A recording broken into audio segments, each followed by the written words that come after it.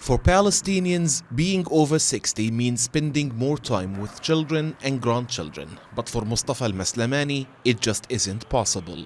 He was one of 1,027 Palestinians released in a prisoner exchange deal in 2011, and he was deported to Gaza instead of returning to his hometown in the occupied West Bank.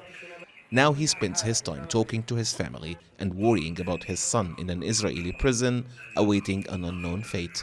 I was deported inside the Gaza Strip and exiled for over 11 years. I can't see my family and my children. Many of my relatives died before I could see them. Although logically I am supposed to be out of captivity, I'm out of prison but still captive in another, more spacious prison.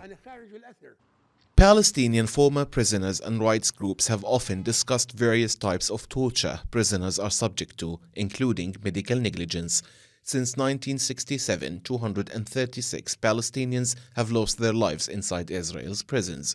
The UN says Israel currently holds 4,900 Palestinians in its prisons, including 30 women, 160 children, and over 1,016 administrative detainees who remain there with no charge, no trial, and little hope. Many detainees are constantly subjected to torture and ill treatment.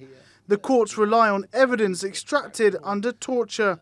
There are more than 1,000 administrative detainees, meaning they are being held without any precise charge. As Israel continued to carry out almost daily arrest raids in the occupied West Bank in the wake of a string of deadly Palestinian attacks in Israel in early 2022, the number of Palestinian detainees increased, especially the administrative detainees. According to Palestinian Prisoners Associations, Israeli prison authorities have sometimes taken increasingly harsh measures against them, including solitary confinement, increased searches of cells, and bans on visits. The captive national movement is now on the verge of several escalating struggle steps, rejecting all abuse measures against prisoners. We may soon go on an open-ended hunger strike to protest the policies practiced against the prisoners. Palestinians say administrative detainees in Israeli prisons seek to use the only weapon they are allowed inside, going on hunger strikes. They say the death of hunger striker Khadr Adnan early in May, after 87 days, will not stop them from challenging Israel's military justice system.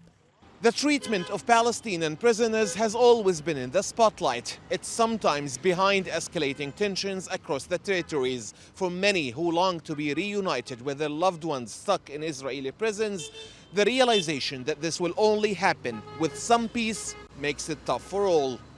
Nizar Sadawi, TRT World, Gaza.